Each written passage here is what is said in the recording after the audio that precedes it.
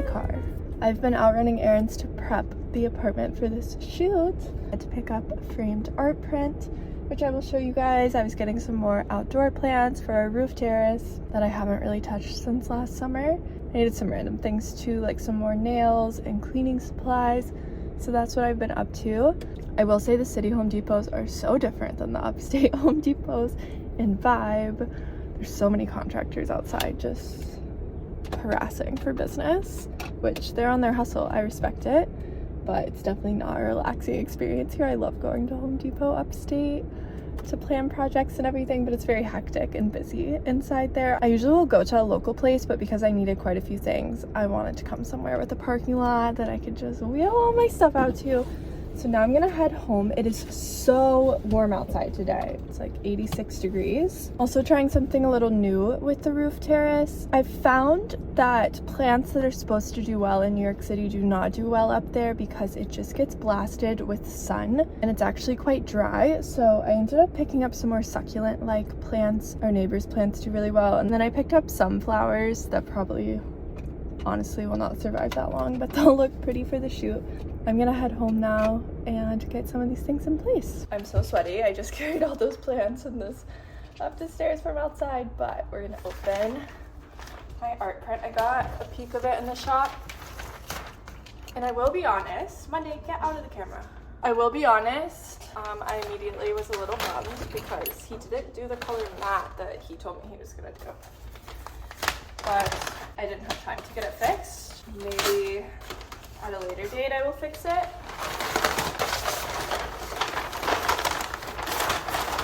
The frame it's in is very beautiful.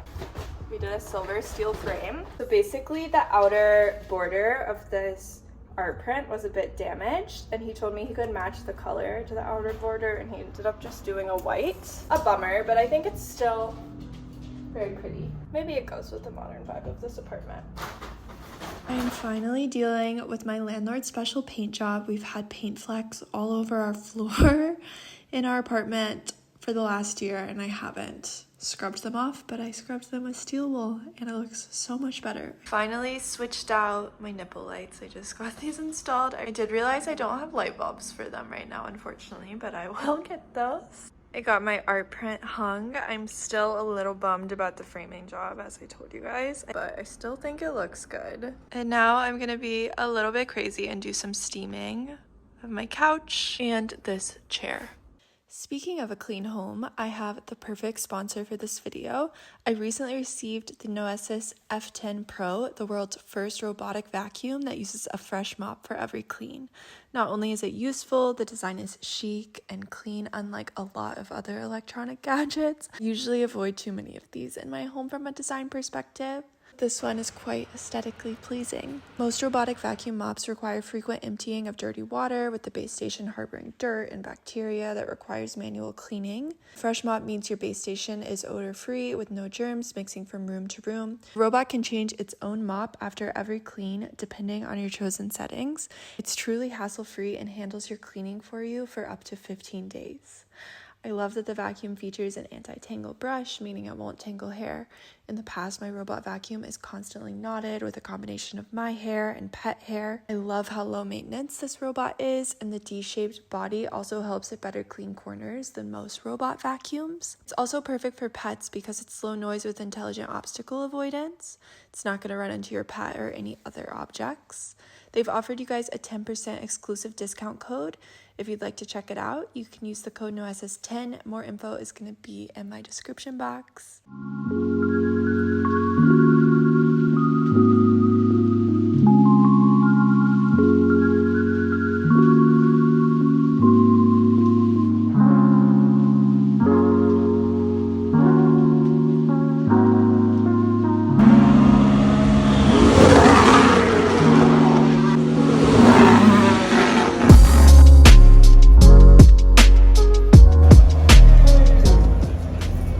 Album qui a ralenti, peut-être à la ligne d'arrêt dans les puits et il est...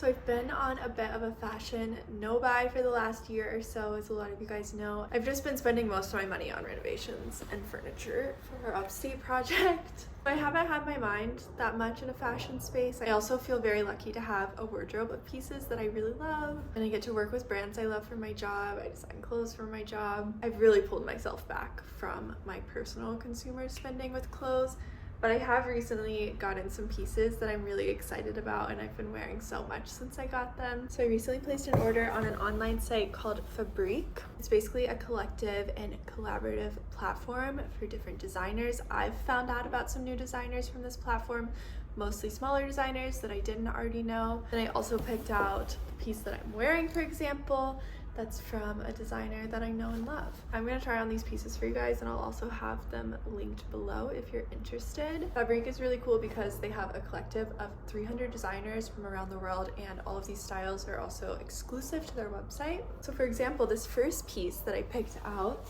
is by Sebastian Mounier. If you're an Andy Millemeister fan, which is one of my favorite designers, I'm sure you know of him. I didn't even realize that he produced his own designs. I thought that he just worked in-house at various brands. Like, I know he worked at Margiela previously as well. You guys know me. This leather jacket is so me. I love all of the little buttons. It's really incredible tailoring. It's also vegan leather, but super high quality vegan leather. I'm honestly not the biggest fan of summer dressing. I feel like I really rely on layering for my style. Even when it's warm outside, I'm still gravitating towards these pieces. But this set is really great because it's breathable, and I feel like I can find a way to style it all year long. So I picked out this Nellyse crepe set. How gorgeous is this top, you guys? It has this beautiful corset detailing at the back. Very flattering cut. I feel like when I was younger, I used to dress in a lot more masculine styles and shirts, but now I love for the pieces that I pick out to lean slightly boyish, but still be tailored and show off like a more feminine silhouette. That's what I find that I feel the most confident in as I've matured, and this top totally does that. I also have the matching pants, which I've been wearing this as a set, and I've also been wearing them individually, especially these pants. They're a drawstring, and you guys, they are the most perfect cut. It's funny, these pants are super similar to some styles that I've designed for my own brand. They have such a nice wide leg and long inseam, and they're truly so comfortable. This is the Pia tie-back top and the Pia cinch waist pants. And then I have another set, which is something that I wouldn't normally gravitate towards, but ever since I have been spending most of my time upstate, I've really been wanting to lean in more like country style and silhouette. So I got this crocheted maxi skirt that's really beautifully layered, and an off the shoulder top to go with. I styled this with cowboy boots and a more goth bag for a fun garden party upstate, and I loved this look so much. I felt so cute. I think that's actually going to be a summer staple for me. I think I've also just been gravitating more to white since I've been having my hair my natural color. In summer, when you have a bit of a tan, I think it looks really good. And here I am with another long sleeve piece as usual, but this is a nice lightweight blazer in a crepe fabric. Again, I love this fabric for spring and summer. And this is by the designer Kinga Malice. They also had a matching pant, but I have a few white pants, so I didn't need another one. And I think I'm gonna be getting so much wear out of this. And then lastly, I got this knit pearl top. You can wear it a bit off the shoulder if you'd like. I thought it was just a really fun take on a basic. And again, I always love the contrast of something a bit more feminine, like a pearl with a more structured cable knit that typically leans a bit more masculine. I also feel like I have a gap in my wardrobe for pieces more like this. I have a lot of more simple tops. I think that'll be really fun to style. I'll have Fabrique linked down below if you guys are interested in checking it out. I think they're also doing a summer sale right now, so you can probably find some of these pieces on discount. Some other new in pieces in my wardrobe. I recently got this ring from a Japanese brand called Geigen Jewelry, and it's this gorgeous Dalmatian stone. This is a smaller Japanese brand, and they have so many amazing unique pieces. They also have a sister brand called Keely Jewelry. I have a choker from them that I love. I found a perfect leather jacket, and this isn't from a typical fashion brand. This is from motorcycle and workwear brand, but you can purchase it new and it's relatively affordable, so I wanted to share it with you guys.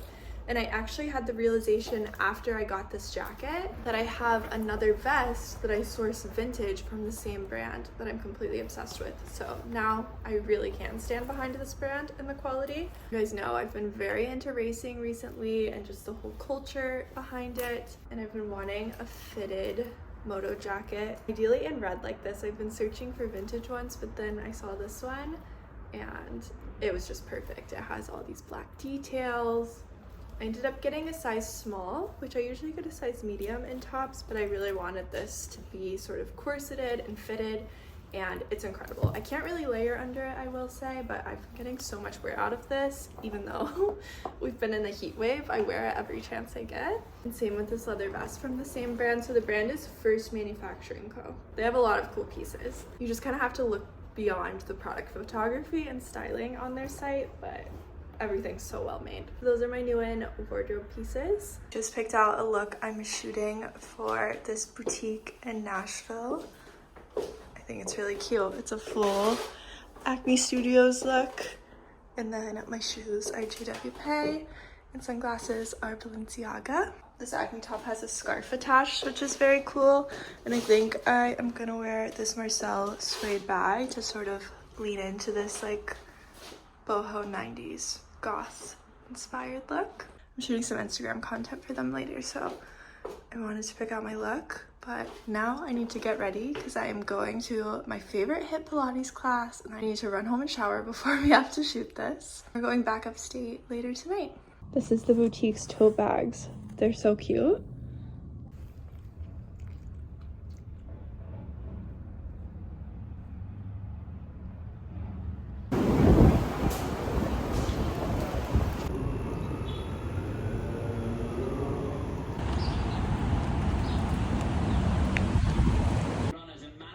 Trying to give themselves the best options as they run through. Totally, 100%. But you know, don't think negative. Yeah. Long Island is the island.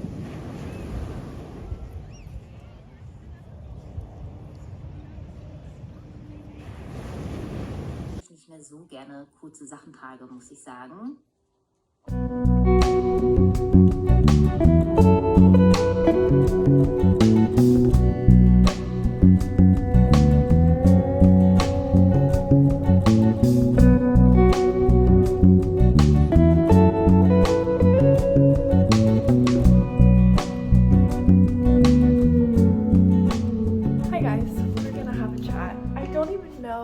Exactly what I'm gonna say yet, but I felt inspired to share this with you all, and it can be kind of a you heard it here first moment. Hi, Munder.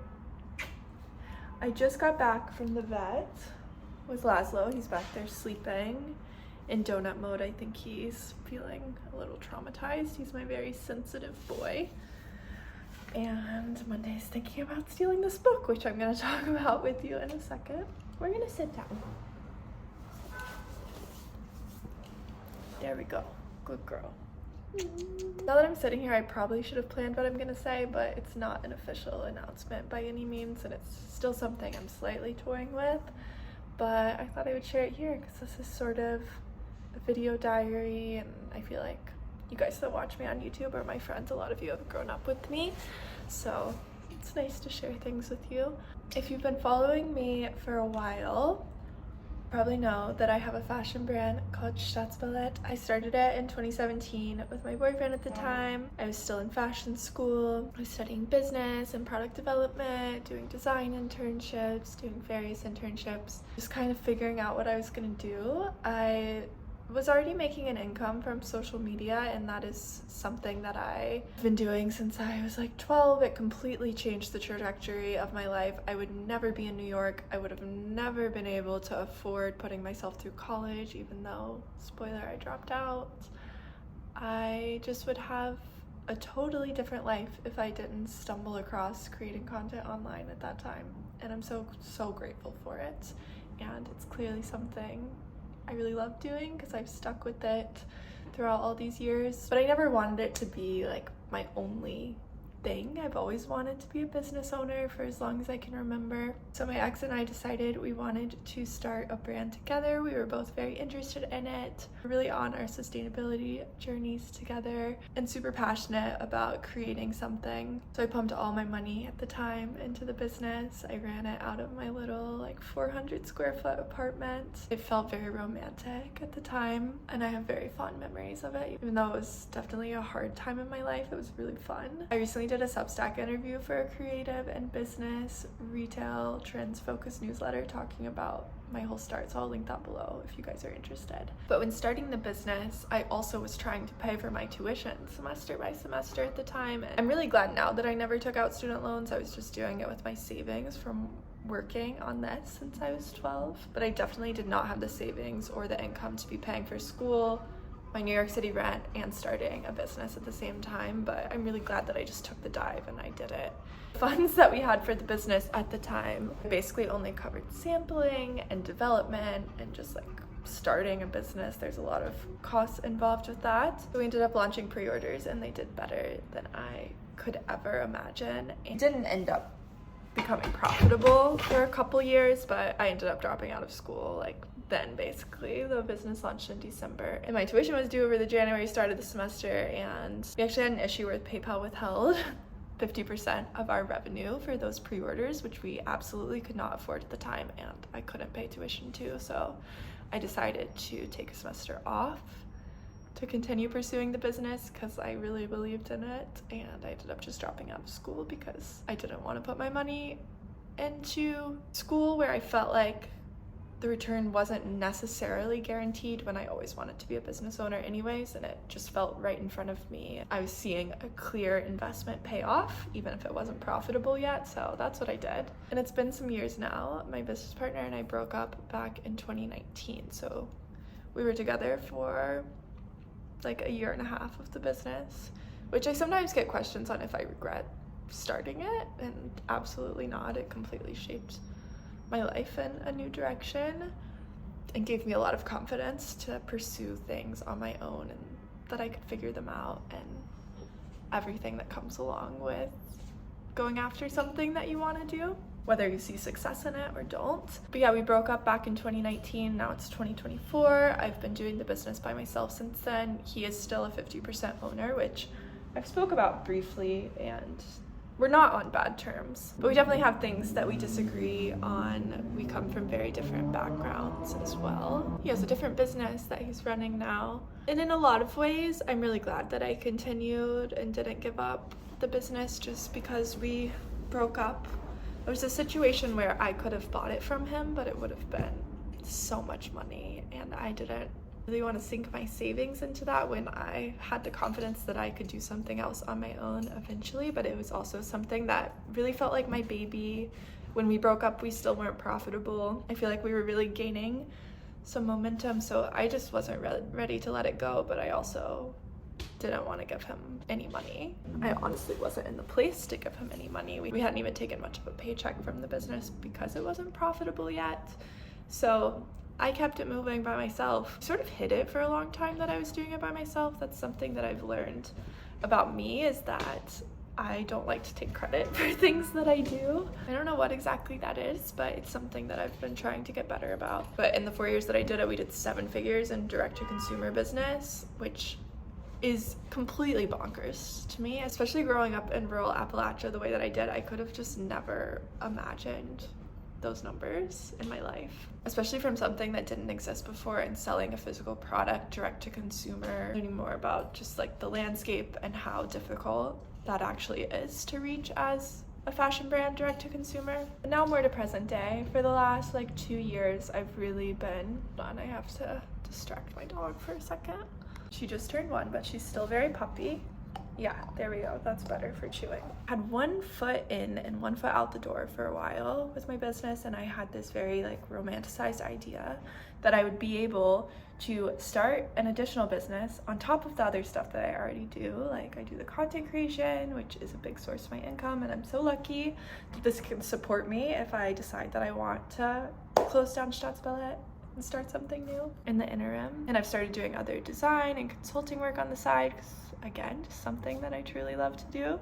And as a one-woman show, I can't still run my old business, start a new business, which takes so much bandwidth, and do all my other stuff, and have a life, and enjoy my life. So I realized that that's not really possible. I'm also someone that has an incredibly difficult time doing things that I don't want to do. I've known in my heart for a while that it's not right. I need to stop. I feel like I've been dealing with a lot of shame and just self-worth issues for running the business with my feelings about ownership and everything. I feel like I've really been abandoning myself and kind of telling myself that I don't believe that I can do it again in whatever way that I want to do it, which is silly because I know that's not what I really believe, but just dealing with the self-worth and shame around that when I really do believe that the possibilities are endless, and yeah, just feeling like I'm kind of abandoning myself for being lazy or whatever by keeping it running when I know it's not right. So as you're getting here, I've basically come to the conclusion that Staatsballett should be done. And I haven't announced that formally. I've been kind of toying with the idea for a while. I've had so many conversations with my best friends, with Siggy over the years, and the only person that knows so far is actually Siggy. I need to talk to some of my friends about it as well, but I think it's something that I haven't really wanted to say out loud because Staatsballett is my baby. I'm so proud of it, as I should be. It's time to do something else and believe in myself and open up the space in my mind to even be able to ideate for new ventures that I want to do, because I feel like it's really like a younger version of me, and it's nothing like the type of endeavor that I want to go on in the future. So why am I holding on to it? I've got to let it go. I brought this book over here, Women Who Run with the Wolves. Coincidentally, my personal wolf, who you're hearing as we speak, ripped the cover off of it because she loves books. I read most of the stories in this book probably almost a decade ago, and I was really young and I don't think it resonated with me at all at the time. And reading it again, I had the idea that I should pick this up again. And oh my gosh, it solidified my decision. I can't recommend this enough. It just talks a lot about intuition and doing what's right for you, especially as a woman.